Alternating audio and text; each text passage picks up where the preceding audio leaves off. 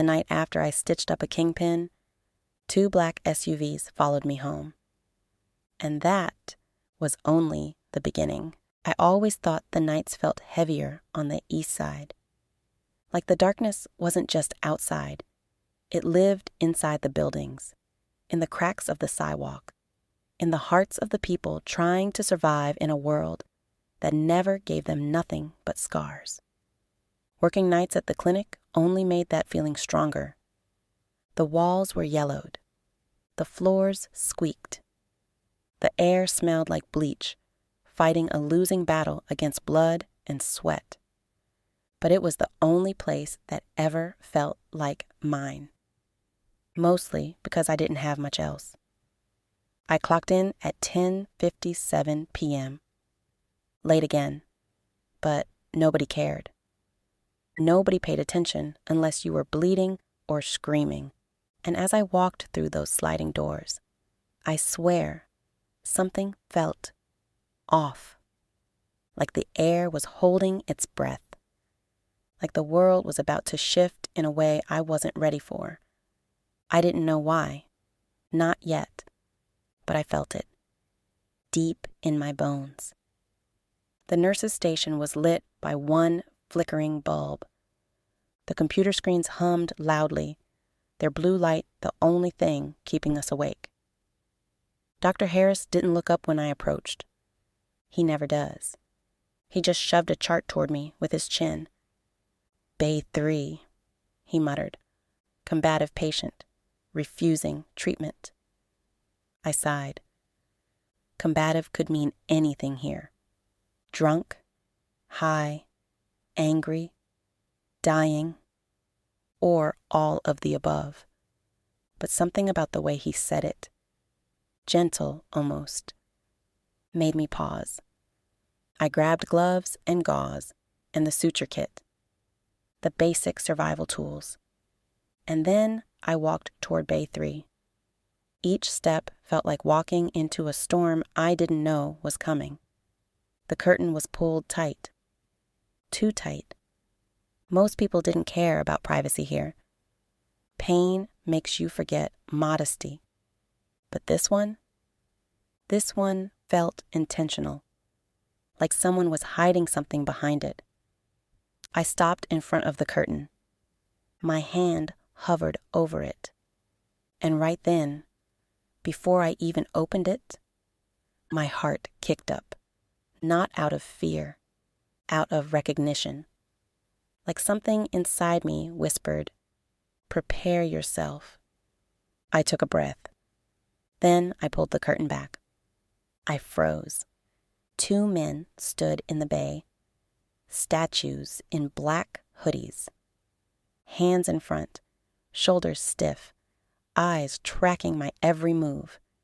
But it was the one on the exam table who stole the air right out of my lungs. Malik, not just any Malik, Kingpin Malik. The name everybody whispered, but never said too loud. The man half the city owed money to, and the other half feared. He wasn't supposed to be here.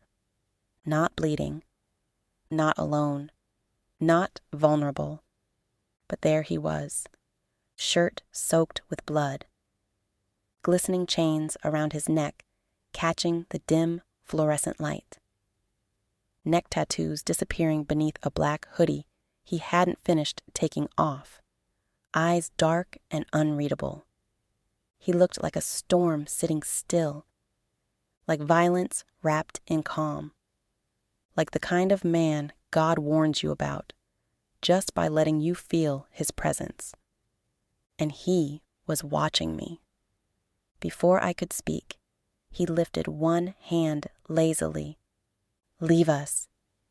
His voice was deep, cold, commanding in a way that didn't need volume. His men left instantly. Didn't even look at him for confirmation. Just moved, silent as shadows. That alone told me everything. Power didn't need to be loud. True power just existed. And Malik had it, even bleeding. even sitting, even half conscious. He turned his gaze back to me, slow, deliberate. "You my nurse?" he asked, voice low enough to raise goosebumps along my arms. I swallowed. "Yeah, I need to see the wound." His lips curled slightly, not a smile. More like he was amused by how careful I sounded. "You shaking?" he said softly. "You scared of me?" No. A lie, but a polite one.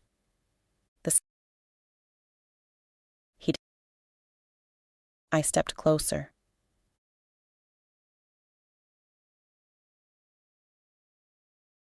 Warm, heavy, fresh. He lifted his hand from his side, giving me a clear view of the cut. Deep, clean, precise. Not a street fight, not an accident. Someone meant to hurt him. Someone close enough to get that deep. I glanced up. "Who did this?" His eyes narrowed slightly. "You ask a lot of questions." "It's my job," I said quietly. He leaned back on the table. Even wounded, he looked in control. "A knife," he said finally. "Someone who thought they were smarter than they are." His voice was calm. Too calm. It was the calm people had before they did something unforgivable. I prepared the antiseptic. My hands were steady, but my chest was tight. "Hold still," I warned. He chuckled. "Ma, I don't move unless I want to." I dabbed the wound. He didn't wince, didn't twitch, just stared at me, not like a man in pain, like a man watching someone he wasn't supposed to notice, but couldn't stop looking at. "You good at this," he murmured. "Real, steady hands." "My grandma taught me sewing growing up," I said quietly. "Didn't know I'd end up sewing people." He gave a low, unexpected laugh. "That's cute." The word hit me harder than it should have. When I finished stitching the wound, I stepped back. "You need antibiotics and rest." He tilted his head, amused. "You think I get to rest, Keisha?" Hearing him say my name did something to me I couldn't explain. Like he'd spoken to a part of me nobody touched. Then he pulled a stack of money from his pocket and set it on the tray. "I don't need your money," I whispered. He shook his head. "It's not payment," he said slowly. "It's respect. People don't treat me the way you just did." My breath caught. Nobody ever handed me respect. Not in this city. Not in this life. And definitely not from men like Malik. I thought that was it. He'd leave. I'd pretend tonight never happened. Life would go back to normal. But when my shift ended at sunrise, and I stepped outside into the cold morning, a black SUV rolled beside me, windows tinted, engine quiet. I froze, ready to run, ready to scream, but then the window slid down. And it was him. Malik, eyes dark, expression unreadable, breathing slow like he'd been waiting. "You walk home alone?" he asked. I didn't answer. "Don't do that again," he said quietly. "Get in."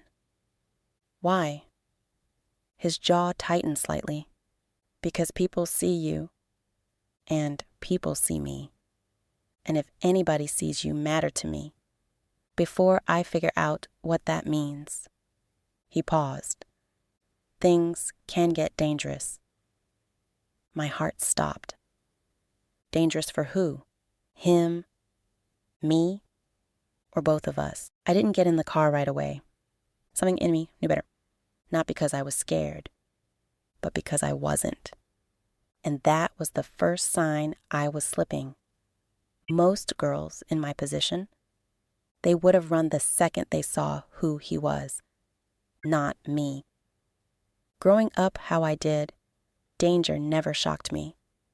It felt familiar, like an old scar you forgot was there until someone touched it. So when Malik looked at me from the driver's seat, eyes low, voice calm, hand resting near the wheel like he owned the whole damn street, I didn't feel fear. I felt a pull, a dangerous, stupid pull I should have known better than to answer. "You not getting in?" he asked. I hugged my hoodie tighter. The early morning wind stung, but not as much as the way he was staring at me.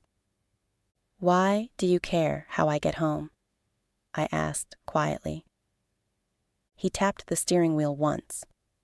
Slow, controlled.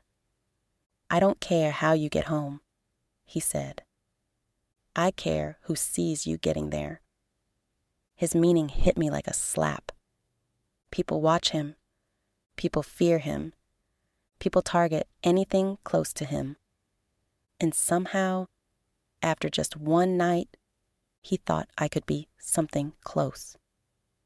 I finally opened the door and stepped inside. The SUV smelled like expensive cologne and gunpowder. Leather seats, cold air, a quiet hum. The kind of silence that sits heavy, like it's holding secrets. Malik didn't say anything at first, just drove. But the way he kept glancing at me, like he was studying me, like I was a puzzle he wasn't used to not solving, it made my pulse thump in my throat. "You handled that stitch like it was nothing," he said after a minute. "It wasn't nothing," I replied. "You lost a lot of blood." He smirked. "You worried about me?" I looked out the window. "The stitches would tear if you moved too much. I don't want to redo them." He chuckled. That's not why you worried." My stomach dropped, because deep down, I was worried. About him. A man I had no business worrying about. And that scared me more than any gun ever could. He stopped at a red light. The early sun glowed faintly over the rooftops. "Keisha," he said softly, like my name was a secret he wasn't supposed to say. I forced myself to look at him, and I swear, for a second dash, I saw past the Kingpin, past the chains, down, past the tattoos, past the danger. I saw a man carrying a war in his chest. "You different," he murmured. "How?" I asked. "Most people see me bleeding and freeze." He leaned back in his seat, eyes never leaving me. "But you didn't panic. You didn't stutter. You didn't ask who I was." I swallowed.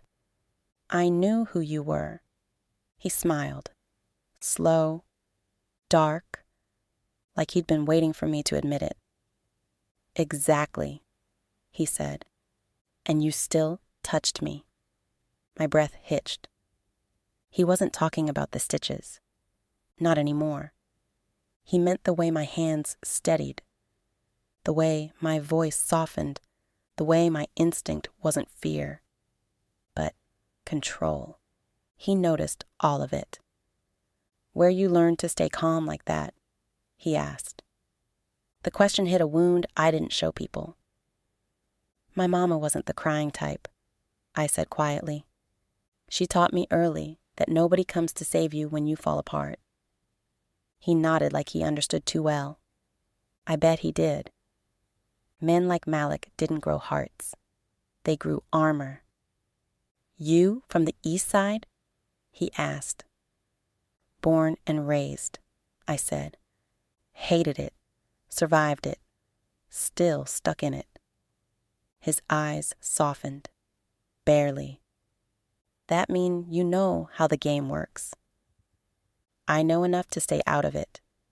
His smirk was a warning. Nah, he whispered. You know enough to play it. My heartbeat skipped. There it was. The first seed, the first flicker of the girl I used to be. The one I tried so hard to bury. He saw it. The hunger, the fire, the anger at the world. He saw a version of me I didn't let anyone else see. And he liked it. We drove in silence as the sun finally broke over the horizon. He stopped outside my building, a small, run-down brick complex with metal bars on the windows. This where you stay? He asked, voice low. Yeah. He stared at the building like it offended him. You deserve better. My chest tightened. I don't need better, I said softly. Just need quiet. He turned to me fully. I ain't quiet, Keisha. I held his gaze. I know. And you still ain't scared? I shook my head. I don't scare easy. He licked his bottom lip slightly, a barely there reaction, but it knocked the air from my lungs. Good, he murmured, 'cause I don't like dealing with scared people. I reached for the door, but he grabbed my wrist gently, not to control me, to stop me. You stitched me up, he said quietly, and you didn't ask for nothing. I don't want nothing. That's the problem, he whispered. Everybody wants something from me. His eyes darkened. But you different. And different gets noticed. I froze. Noticed. Not by him. By the streets. By his enemies. By the people who wanted him dead. Is that a warning? I asked softly. No. He let my wrist go. It's a promise. A promise of what? I didn't know, but I felt it deep in my chest. This wasn't the end of anything. It was the beginning. Of what? Of who I would become. Of how far I was willing to go. Of the fire that had been sleeping inside me for years. A fire a man like Malik could recognize instantly, because he had it too. For the rest of that day, I couldn't stop thinking about him. Not Malik the Kingpin, not the name whispered in the streets with fear wrapped around it, but Malik, the man. The way he watched me, like he'd already memorized my soul. The way he said my name, like it tasted different coming from him.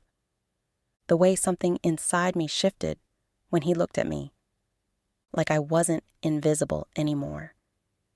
Like somebody finally saw me, and maybe that's what scared me the most.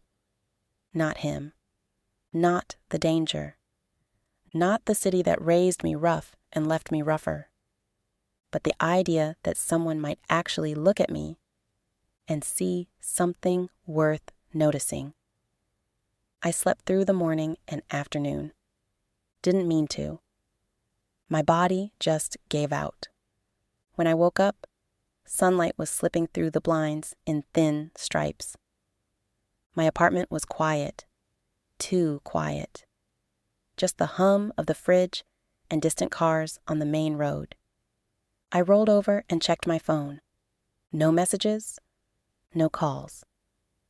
Nothing but silence. And yet, my chest felt like something was waiting, like a hand hovering over my heart, not touching, but close enough to feel the heat. I pushed the feeling away and got ready for my next shift. Tied my hair up, wiped yesterday's mascara from under my eyes. Changed into clean scrubs. Routine. Boring, safe routine. But even as I tried to slip back into it, something felt different. Like after meeting Malik, my old life didn't fit right anymore. When I walked into the clinic that night, I felt eyes on me. Not patients, not nurses. Eyes that didn't belong here. I paused in the hallway, scanning for anything unusual. That's when I saw the black SUV parked across the street. Windows tinted, engine running. My breath hitched. No one sat this close to the clinic unless they wanted something. "Stop staring," Dr. Harris muttered, walking past me with a clipboard. "You're on triage tonight." I nodded, but my attention stayed glued to that SUV. I knew that silhouette, the shape of the headlights, the way it parked slightly crooked, like it didn't care about lines, rules, authority. Malik. He wasn't hiding. He wasn't pretending. He wanted me to see him. But why? Hours passed. Patients came and went. I cleaned cuts, checked vitals, calmed panicked parents, dealt with drunks. Normal chaos.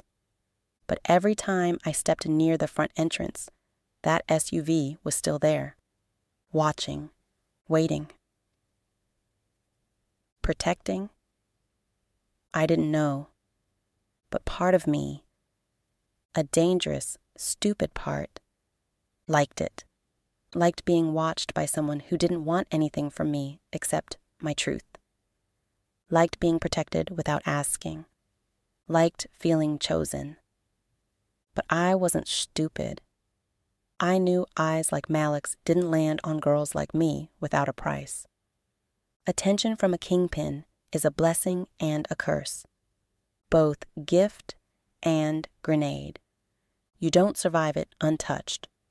Around 2 a.m., the clinic got quiet. Too quiet. The kind of stillness that comes right before something breaks.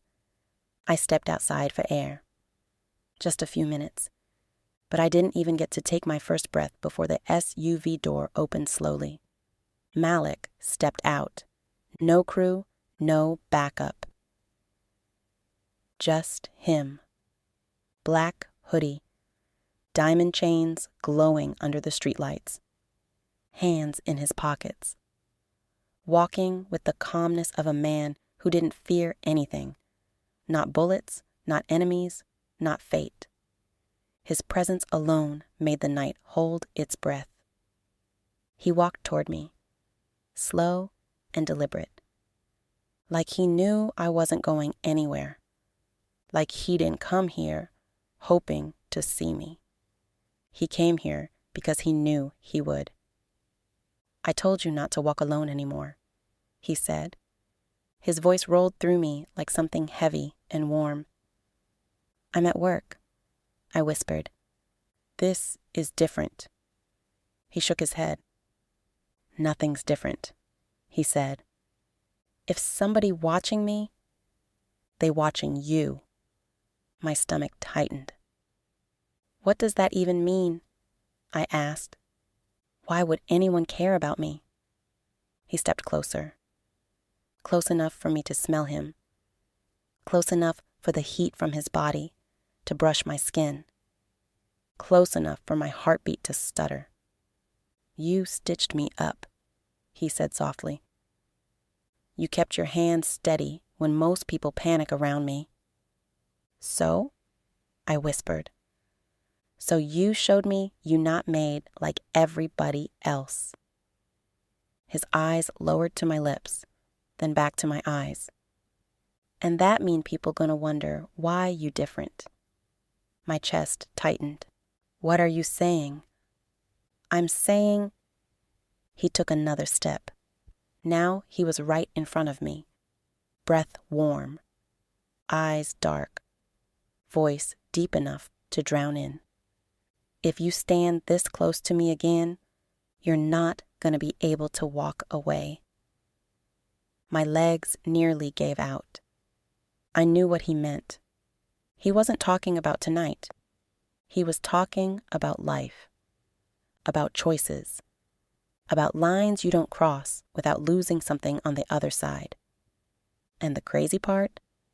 Every part of me wanted to cross it. "You shouldn't be here," I whispered. He tilted his head slightly. "And yet," he murmured, "I am." His confidence rattled me. His calm scared me more than any gun ever could. "Malik, people talk," I said softly. "If they see you here." "They won't," he cut in. "Not unless I want them to." My breath trembled. "Why would you want them to?" His jaw tightened just a little, a flicker of something raw, something too real. "That's what I'm trying to figure out," he said. "But every time I think about staying away," he exhaled through his nose, "something in me brings me right back here." My pulse hammered. He wasn't flirting. He wasn't playing. He was telling me the truth. A dangerous truth. One that could swallow me whole. "Keisha," he said quietly, "you ever feel like you was meant for more than what life gave you?" My breath caught. Every muscle in my body went still. Because yes, I had.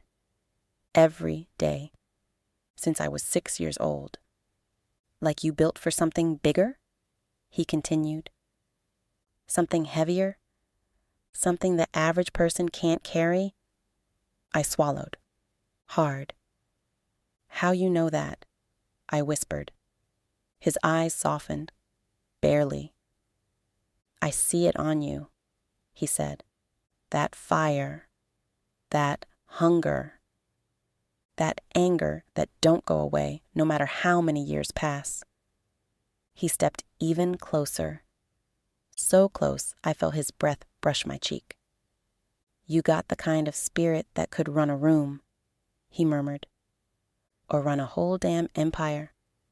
If you ever stopped hiding." A shiver tore through me. Because he didn't see a nurse. He didn't see a scared girl trying to survive. He saw something else. Something I had buried deep. Something I told myself I'd never be again. A queen. A leader. A woman who didn't follow the rules. She made them. It scared me how much of it felt true. Then he said the words that changed everything. "I want you to ride with me tonight." My lungs froze. Ride with him. Not physically. Not literally. He meant something else. He meant a choice. He meant stepping out of the life I knew and into the one he lived. He meant crossing that line. He meant seeing the world from his side. A place I wasn't sure people came back from. I can't," I whispered. "Yes, you can," he said, voice steady. "You just scared of what it means." My throat tightened. "And what does it mean?" He brushed a finger under my chin, barely touching, just enough to tilt my face toward him. "It means," he said slowly, "you stop running from the woman you were always meant to be." I didn't say yes, but I didn't say no either. I just stood there, staring at him, feeling like the whole world had stopped moving except for the space between us. Ride with me. Those 3 words felt heavier than any threat I'd ever heard. They weren't an invitation. They were a shift, a pull, a doorway, and I knew if I stepped through, I wouldn't step back as the same girl. Maybe that's why my feet didn't move. Maybe some part of me already knew I was about to be changed. Malik watched me like he could hear my thoughts. His expression was calm, but not patient. More like expectant. Like he already knew which decision I'd make, and was just waiting on my mouth to catch up. After what felt like forever, he tilted his head slightly. "I ain't forcing you," he said quietly. "If you say no, I'll walk away." My chest tightened. I didn't believe that. Not fully. Men like Malik don't walk away. Not from things that pull them in. Not from things that get inside their head. Not from people they decide matter. Even if they don't say it out loud. Even if they're not supposed to. He stepped back, giving me space. "But if you say yes," his voice dropped. Low. Rough. "You need to be ready for what comes with it." What comes with it? The danger. The eyes. The power. The reputation. The enemies. The decisions that bleed into your soul. I knew all that. I'd grown up in it. But hearing him say it out loud made it real. Made it something I couldn't pretend I didn't understand. "I just got off work," I whispered, still buying myself time. He smirked softly. "Good. You free then." "Malik, you scared?" He said it too casually, and I hated that it hit me the way it did. Because the truth? I was scared. Not of him. Not of his world. I was scared of losing the version of me I'd fought so hard to build. The calm, the stability, the distance from the streets. But I was also scared of something worse. What if this dash, this pull toward him, was who I always was? What if I wasn't meant to live small? What if I wasn't meant to hide? What if this wasn't danger, but destiny? That thought alone made my pulse jump. Malik's eyes softened just a fraction. Just enough to show he noticed. Just enough to show he understood exactly what was happening inside me. "Come on, Keisha," he said gently. "Get in the car." That tone, not commanding, not threatening, just sure. Sure that whatever was stirring inside me was bigger than fear. Sure that the fire inside me was waking up. Sure that saying yes to him meant saying yes to myself. I exhaled slowly and finally nodded. His lips parted barely. Something like satisfaction flickering across his face. He opened the passenger door for me without a word. I got in. The door shut behind me with a heavy thump, and it felt like the sound of my old life closing. Malik slid into the driver's seat, the interior lights brushing over the tattoos on his neck, the glint of diamonds on his chains, the hardness in his jaw. The engine rumbled to life. "Buckle up," he murmured. I did. He pulled away from the curb like he had all the time in the world. The city lights blurred past us. Blocks rolled by. Street corners I'd known my whole life looked different from inside his car. Safer, but also more dangerous. Like sitting next to him changed the meaning of every streetlight, every shadow, every alley. I wasn't just a nurse riding home. I was someone Malik personally picked up. And in the hood, that meant something. It meant everything. After a few minutes, he finally spoke again. "You ever notice how quiet the city get around 3 a.m.? He asked. I shook my head. Never thought about it. That's because you always walk home alone, he said, head down, moving fast, trying not to be seen. He wasn't wrong. That was my routine. Always moving like I was trying to outrun my own shadow. But when you sit still, he glanced at me. Listen close. The silence inside the car thickened, heavy enough to press into my chest. You can hear everything. I swallowed. What do you hear? His jaw flexed. People plotting. People watching. People preparing for the sun to come up so they can get back to pretending they normal. Then he looked at me. Really looked. And sometimes I hear people who ain't meant to live a normal life trying to force themselves into one. My pulse stuttered. He was talking about me. He knew he was talking about me. And he knew I knew it too. How you know what I'm meant for, I whispered. He didn't hesitate. Because I can see the parts of you you try to hide. The words hit me harder than they should have. Not because he said them, but because they felt true. Like he was speaking to some buried version of me. The one that had claws. The one that wouldn't break. The one that didn't need saving. The version of me I hadn't let breathe in years. And somehow, after one night, he saw her clearer than anyone ever had. He turned down an alley behind a row of old brick apartments. The kind of place where secrets lived in the cracks. You hungry? He asked suddenly. The question threw me off.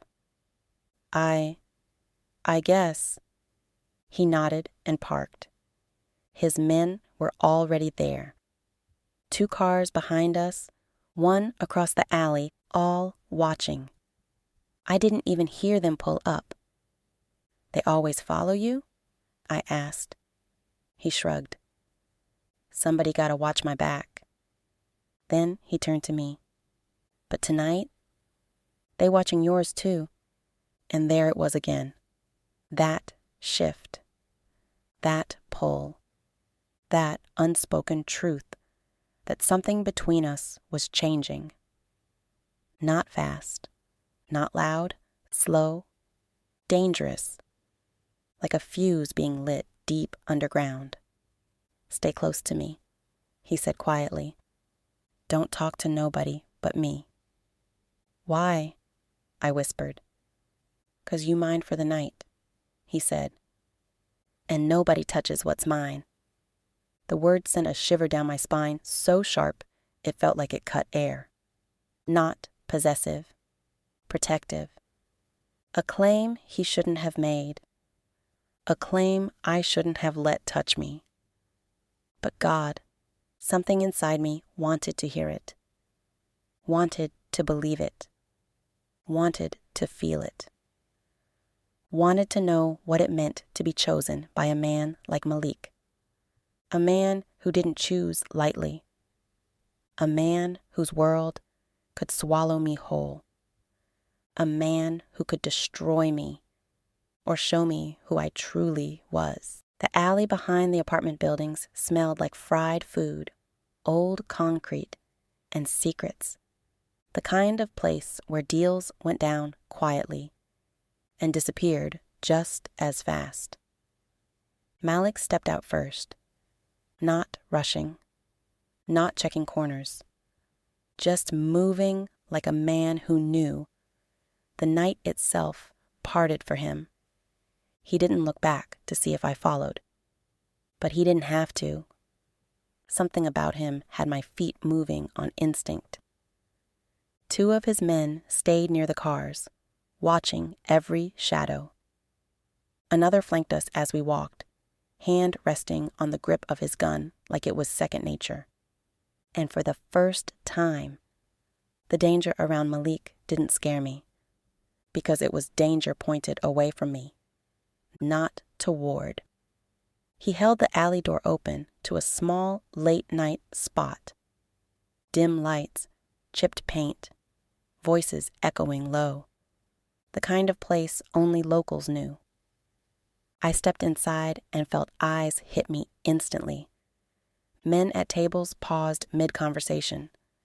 Women scrolling through their phones glanced up, noting Malik, noting me, noting how close I was walking beside him. Their stares weren't curious. They were calculating, measuring, judging. And I felt Malik lean in just enough to murmur, "Keep your chin up."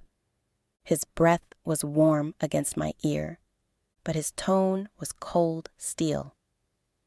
"You walk next to me, not behind me. Remember that." I didn't know why, but the words hit something deep, something quiet, something I hadn't fed in years. Confidence, presence, power. I lifted my chin, and Malik smirked, just barely, like he'd been waiting to see if I would. We slid into a booth in the corner. He ordered without asking, 2 plates, extra hot, sweet tea, and run that cornbread first. The waitress nodded fast, eyes never lifting. Not out of disrespect, but out of caution. A man like Malik didn't need to raise his voice. His name did all the shouting for him. When she left, he leaned back, arms stretched across the top of the booth, diamonds catching the low neon light. "You good?" he asked. I nodded. Truth was, I wasn't sure. Everything felt loud inside me. My pulse, my thoughts, my awareness of him, but I wasn't afraid. Not of him. Not anymore. "I'm fine," I said quietly. He studied me, slowly, like he was looking beneath the words.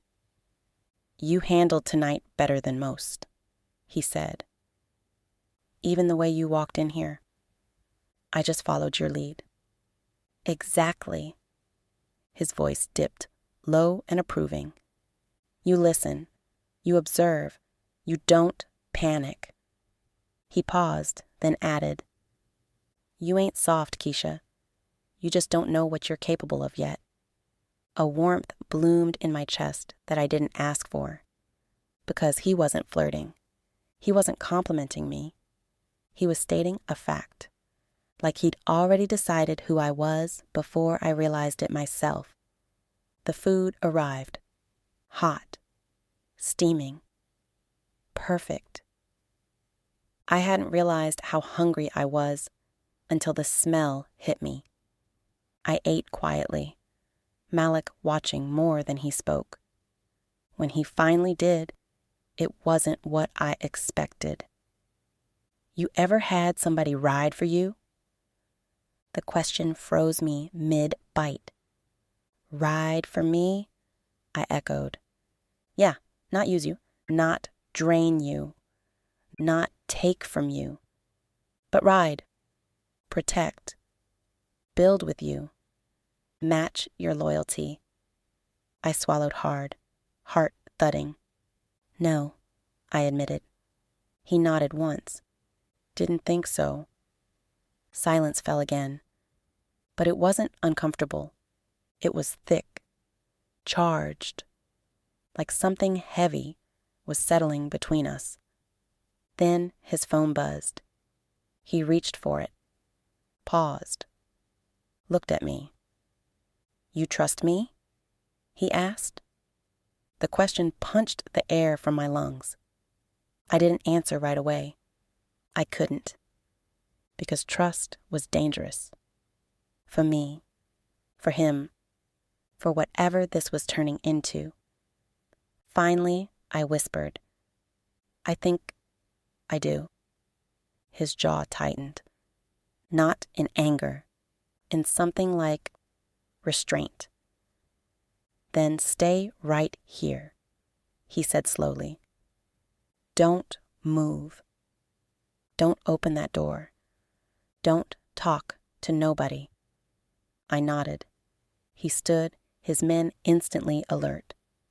Before walking away, he leaned down, his voice a breath against my cheek. If anything happens, you duck behind this booth.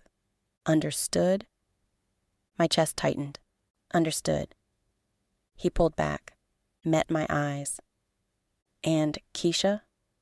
Yes? You did good tonight. He walked out with 2 of his men, leaving me with my heartbeat, my thoughts, and a growing sense that something was shifting inside me. Something dangerous, something alive, something that sounded a lot like a trap queen awakening. 5 minutes passed, then 10, then the back door slammed open. A man stumbled in, wild-eyed, scanning the room. He wasn't one of Malik's. He wasn't calm. He wasn't controlled. And when his gaze locked on me, I felt every hair on my body rise. He started walking toward the booth. Fast, heavy steps. Intentional. And in that moment, I had 2 choices. Freeze. Or become the woman Malik believed I could be. My voice came out steady. Calm. Cold. You need to back up. The man blinked, thrown off by the lack of fear. I ain't talking to you, he snapped. Where Malik at? Everything inside me sharpened. This wasn't random. He came looking for Malik, or looking for me because of Malik. Either way, he wasn't getting past me.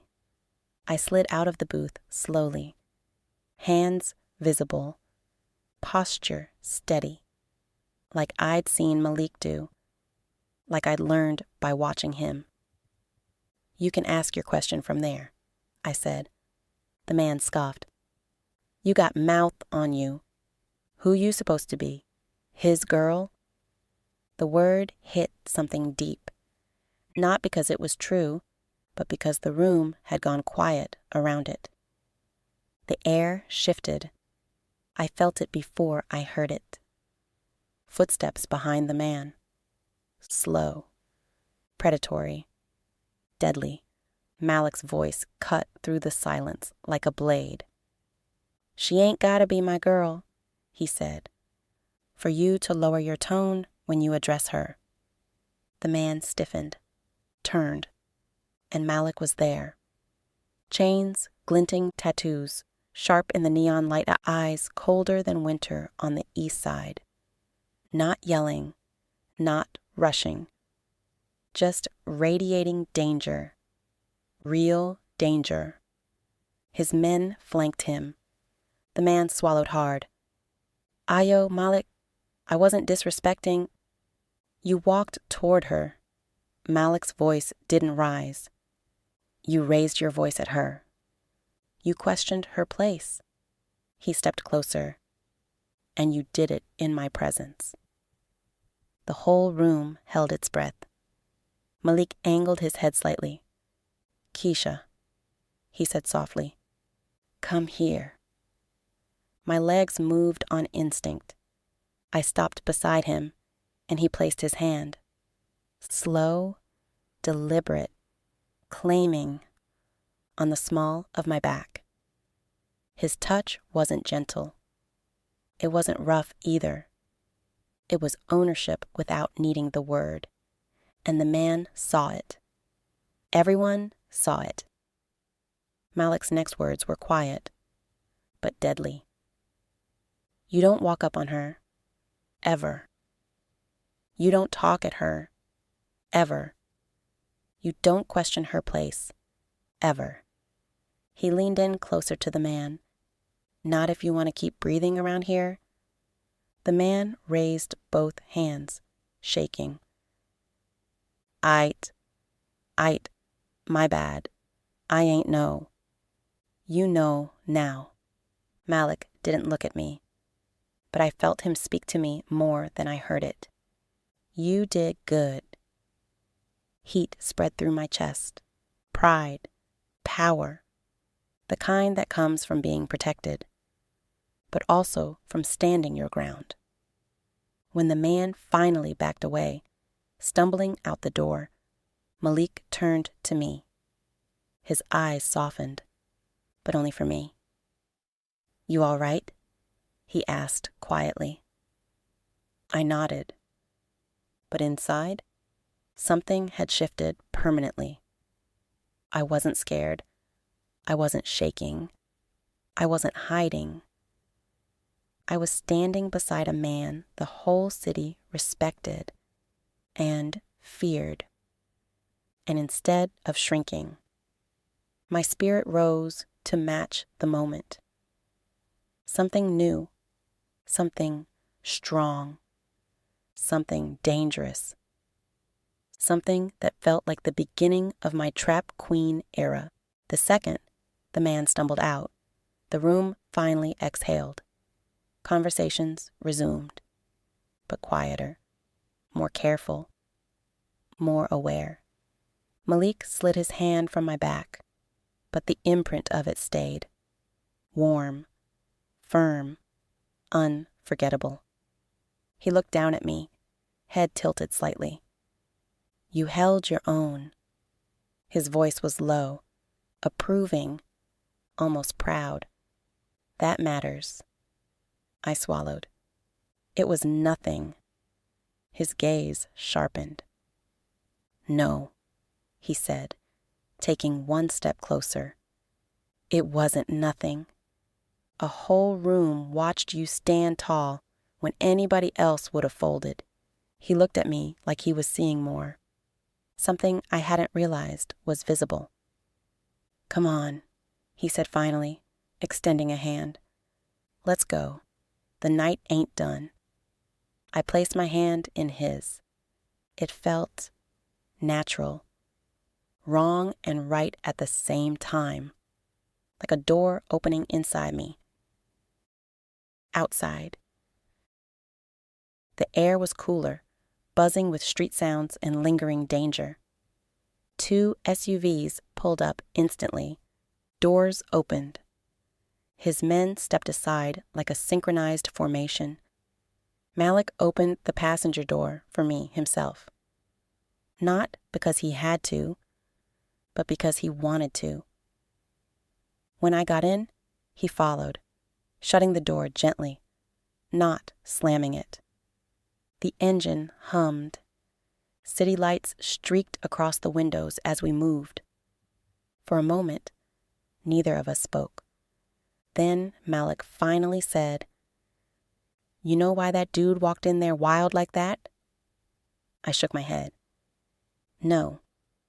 Malik looked straight ahead, jaw tight. Because word's out that somebody tried to follow us from that hospital. He paused, letting that sink in. They ain't know who you were, but they saw me walk out with you. That's enough for people to start making stupid moves. My breath caught. Because of me? He turned then, slowly, eyes locking on mine with something that made my heart stutter. Nah, he murmured, voice low and certain. Because of what you mean to me. The car kept moving, but everything inside me froze. What I mean to you, I echoed softly. He didn't flinch, didn't look away, didn't sugarcoat a damn thing. I don't let nobody stand next to me unless I trust him, he said. And tonight, you proved something.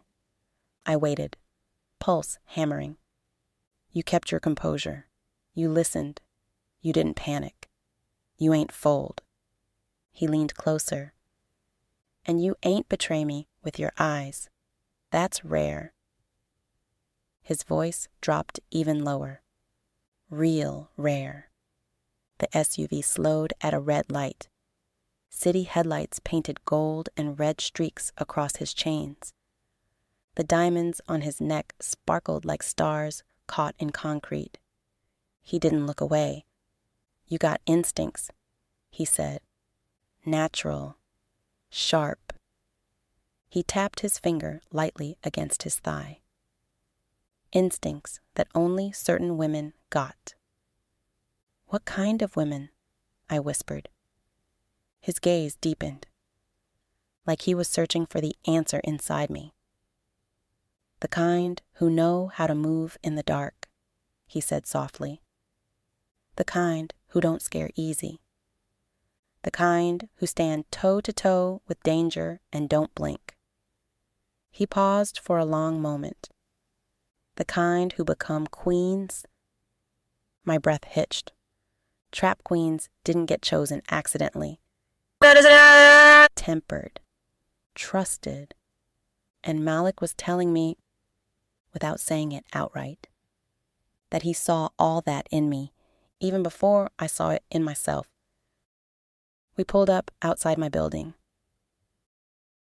A couple of his men were already posted nearby, not hiding, visible, watchful.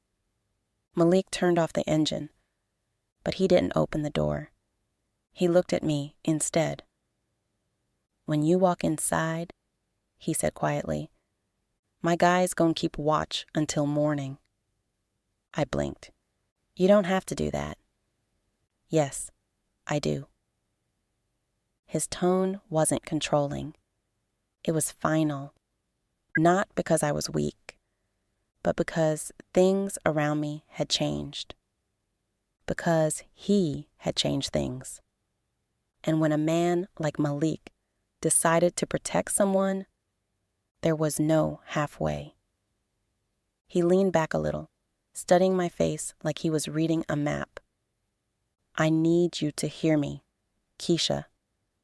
My breath caught. "I don't move messy," he said.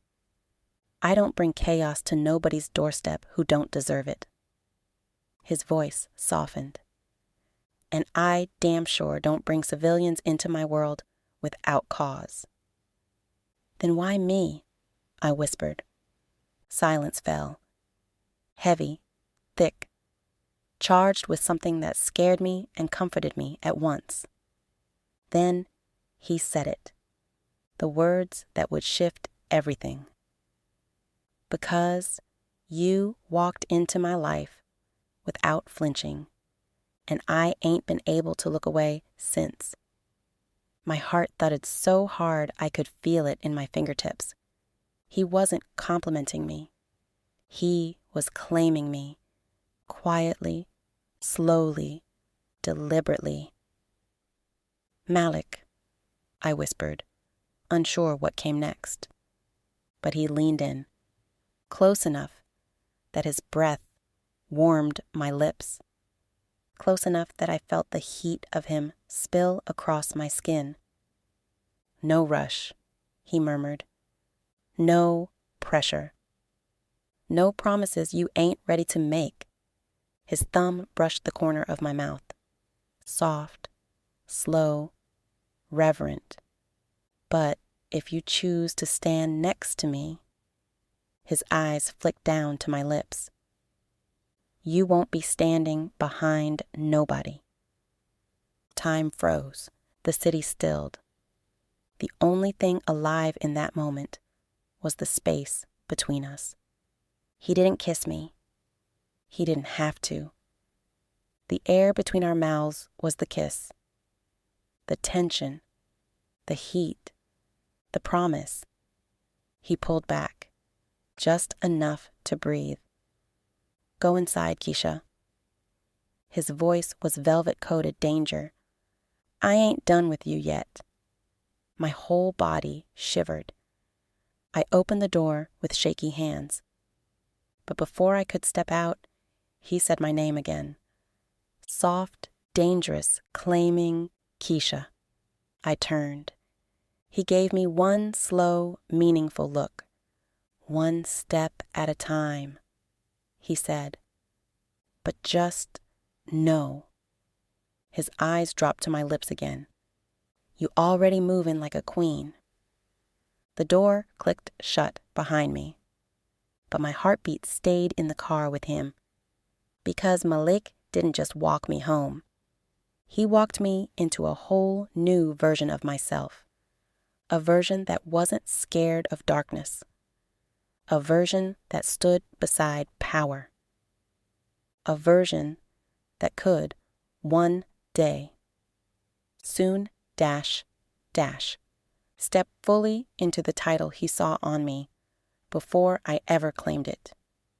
Trap Queen.